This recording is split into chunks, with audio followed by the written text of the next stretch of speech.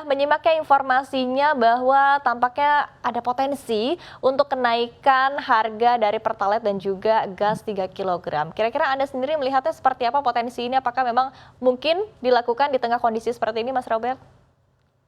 Ya, mungkin kalau melihat urgensinya dari sisi Pertamina, mungkin memang sudah seharusnya naik karena harga tabung gas 3 kilo ini sudah nggak naik dari tahun 2027. Sedangkan harga gas dari tahun 2021 hingga saat ini itu terus melonjak harga gas internasional. Jadi memang kalau dari segi Pertaminanya ya wajar kalau misalnya ada kemudian niatan untuk naik.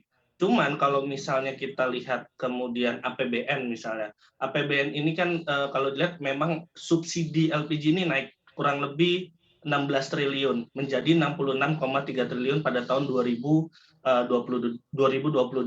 Jika kita lihat selisih antara LPG 3 kilo sekarang dijual di rentang 21 ribuan yang artinya per kilo 7 ribu dibandingkan dengan harga per kilo secara pasar yaitu 15.500, ini kan ada gap 8.500. Nah, kalau melihat kemudian APBN dengan 66,3 triliun ini, kalau dari hitung-hitungan kami itu bisa mensubsidi hingga Rp9.000. Jadi dari segi APBN ini sebenarnya masih cukup aman saat ini dalam waktu dekat. Melihat juga kemudian pemerintah sudah menaikkan harga Pertamax, ditambah dengan harga minyak goreng dan harga sembako yang naik, menurut saya dalam jangka waktu dekat pemerintah tidak terlalu urgent juga untuk menaikkan LPG 3 kilo kalau misalnya melihat keadaan secara luas. Tapi kalau misalnya kita melihat hanya untuk Pertamina, mungkin ini saatnya memang untuk menaikkan harga tabung gas LPG 3 kilo. Tapi kalau dilihat Ya, dari pandangan lain, mungkin nantilah gitu, jangan oke. sekarang karena memang saatnya tidak tepat. Oke. Artinya kalau misalnya masih ada sokongan dari pemerintah ini juga masih aman ya karena masih ada ruang-ruang dari pemerintah dari APBN begitu ya untuk tadi melakukan subsidi kepada Pertalite dan juga tabung gas 3 kilogram. Nah, kemudian tadi menarik juga kalau kita berbicara ini kalau misalnya ya betul-betul dinaikkan kira-kira seberapa besar daya beli masyarakat yang akan tertekan? Ya, memang kalau kita lihat dari sisi penerimaan masyarakat aja di tahun 2022 tidak bertumbuh signifikan ya, karena kita lihat dari UMP misalnya itu hanya naik kisaran 1%-an. Sedangkan dari harga-harga sembako seperti daging, beras, minyak, yang bahkan sebelum bulan Ramadan aja udah naik tinggi, ditambah memang secara seasonal itu bulan Idul Fitri, bulan puasa dan Idul Fitri nanti itu akan meroket. Jadi ini sangat sangat sangat membebani bagi masyarakat. Kalau bisa dilihat juga harga BBM ya Pertamax juga udah mulai naik, kemudian bahkan harga tabung gas 12 kilo atau 15 kilo yang non subsidi juga udah naik. Jadi kalau misalnya 3 kilo kemudian naik, ini akan berimpact kepada daya beli masyarakat yang lebih tertekan dan juga bisa meningkatkan inflasi kita. Tapi bukan inflasi yang sehat karena ada permintaan masyarakat yang bertumbuh, tapi inflasi yang didorong oleh harga-harga kebutuhan sehari-hari, harga-harga kebutuhan pokok yang kemudian meningkat.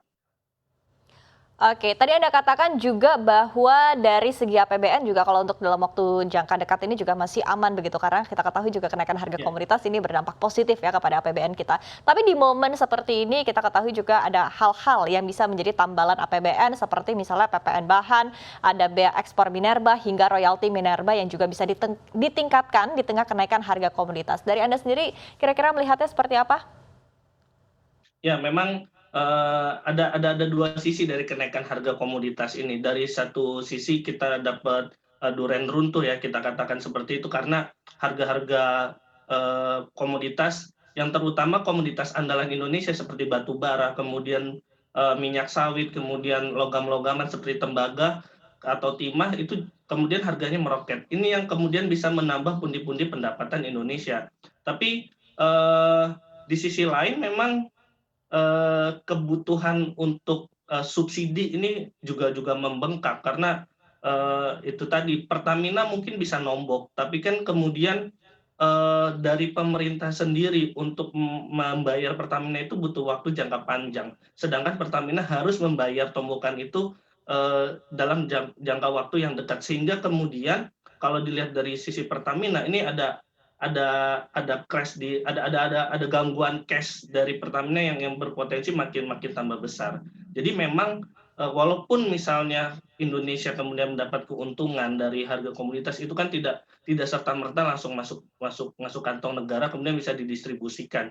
Masih ada tahapan-tahapan lainnya yang mungkin itu kemudian dalam jangka pendek akan membebani Pertamina. Menurut saya cukup cukup tepat langkah-langkah pemerintah untuk menaikkan harga non subsidi karena memang Ya, harga-harga seperti gas LPG non subsidi dan harga Pertamax misalnya itu tidak terlalu digunakan oleh masyarakat. Tapi ya oke. walaupun memang ada Ya, keuntungan tapi masih tidak terlalu dalam jangka pendek ini tidak terasa. ya.